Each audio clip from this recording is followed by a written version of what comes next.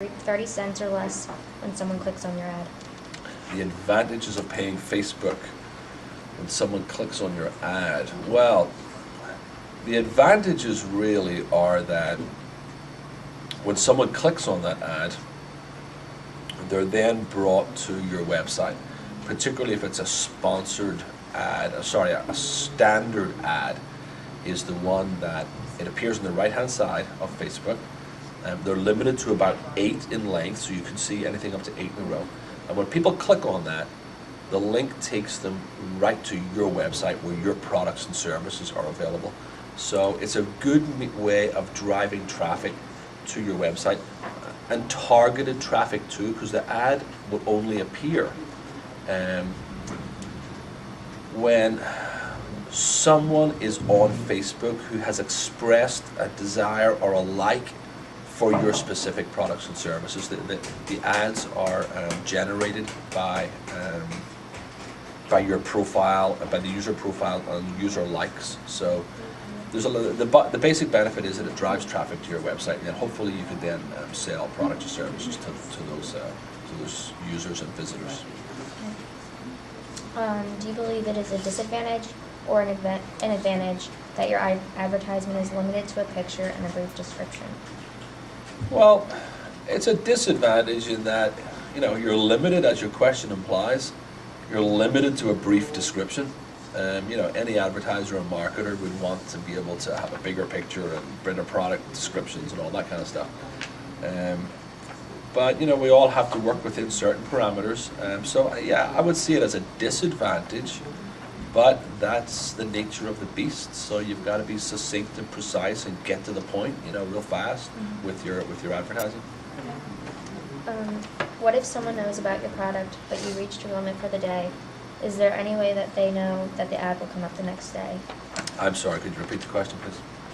If someone knows about your product and you've reached your quota for the day on selling, is there a way that those fans will know about your ad the following day and be able to find it?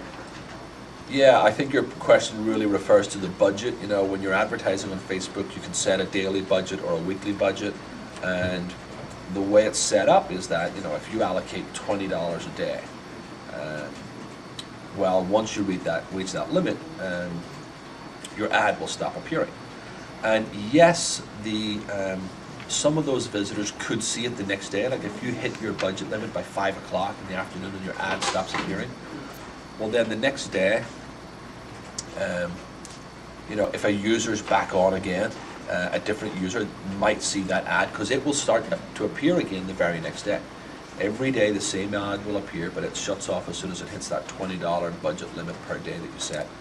Yeah, they can see it again because it's triggered by their profiles and it's triggered by the pages that they like and the businesses that they like and that kind of stuff. They absolutely can see it again. Okay. Would you consider this to be a simple process or difficult, such as like advertising on Facebook? I see it, it's like anything that's kind of simple or easy once you know how. I do see the setup, etc., as being relatively easy, relatively intuitive.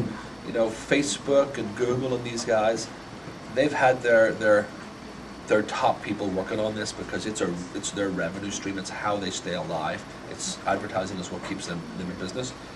So their top people have looked at it. They have developed the platform to make it very easy for even novices, people who are not that comfortable with computers, to get an ad, put an ad together, do a little bit of copy. And I'm saying that because I'm coming from a position where I'm very comfortable with computers. I'm very comfortable with online marketing. I'll Photoshop an image, I'll resize it, I'll meet all their specs real fast, real easy, real quick. But I work in that industry a lot and have done for years. So to me it would seem easy, but I do know from experience that if you're a relatively kind of confident computer user, you're going to be able to adapt it very quickly because they want to make it easy for you because that's how they make money. They don't want it to be a difficult process. They want it easier for small businesses, medium-sized business enterprises to get online and get those ads up there and get people clicking because every click is money to Facebook, it's money to Google. There's about three, sorry, go ahead, what's your next question? Oh, I'm sorry. How would you begin to develop a fan base on Facebook? Okay, well, that's what I was going to mention there about different types of ads. Developing a fan base on Google, one of the first things, on Facebook, one of the first things you would do would be to, reach out to your own friends and family and people who you might be friends with on Facebook and say, hey, look, here's my new business page, like my page. Like, that's the first thing you would do. Then, if you have clients and customers on a database, you would reach out to them and say, here's our new Facebook page, give us a like for, maybe talk about coupons, discounts, prizes, competitions, anything to make it exciting. Online, special offers, that sort of thing. So, once you've reached out to those folks and the people you know and then your customer base, then you really kind of want to start to try and build a wider audience, and that's when things like sponsored ads and stuff on Facebook would start to apply, because you can have your ads triggered in such a way that they appear on the right hand side at the top, and it will say, oh, Brittany likes Nike.com, and if Shauna sees Brittany likes it, well, Shauna says, oh, I know Brittany. Oh, she likes it. I'll go check that out. Because that personal, how would you call it, recommendation, that personal touch, increases the likelihood of a friend liking it. And that's the nature of Facebook. It's social media. You're socializing. You're interacting with friends, family, people you know. So that kind of like personal recommendation. What's the word I'm looking for? When you put it on a website that, I can't think of the right word. Okay. You put this on a web, you can edit this and cut this. You put it on a website, and like you like something, or you're talking about a customer. You're definitely going to have to edit this. Testimonials. There you go. Yeah, those ads on Facebook, they're kind of like a testimonial or a personal recommendation, and that makes it more likely that your friends will click. So, yeah, the wider audience, there's lots of different ways to develop that audience, and Facebook advertising is certainly one of them. I personally, I must say though, I would question the, for me, maybe the jury's still out a little bit about why do we need all these likes? Why should I spend lots of money getting likes on Facebook? I don't care. A small business ultimately cares about revenue. Any business ultimately cares about revenue. I might be more interested in the standard ads on Facebook that drive people directly to your website, where some e-commerce transaction can take place. Getting likes and all that kind of stuff is nice, and with your likes, you could maybe have more successful promoted posts, which is another thing Facebook has now come out with.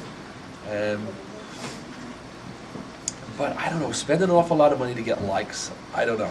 I think something like email marketing has got a better ROI than some of that. And by the way, one final point, the conversion rates on Facebook are very, very bad compared to something like email marketing or pay-per-click campaigns on Google.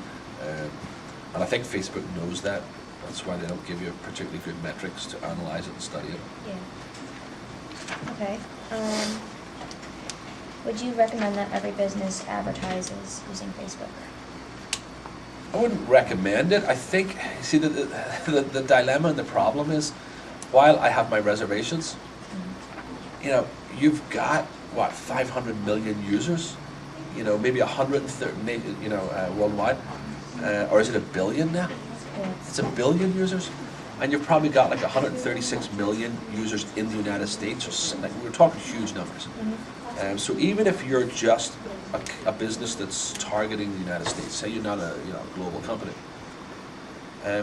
when you've 136 million people on one platform, you've got to be there. You've got to be in that space, for fear of nothing else that your competitors will be there before you and be more successful. So I think certainly, if you have a business, you've got to put up a Facebook page, not a personal profile, a Facebook page for your company, for your business. And again, you know, put it out there, promotions, these sort of things, and track to see what kind of business is bringing you. And there's lots of different ways to do that. You know, trackable links and special promo codes directly from your Facebook page, so when the orders come in, you know, oh, that came from Facebook, or that trackable link was from Facebook.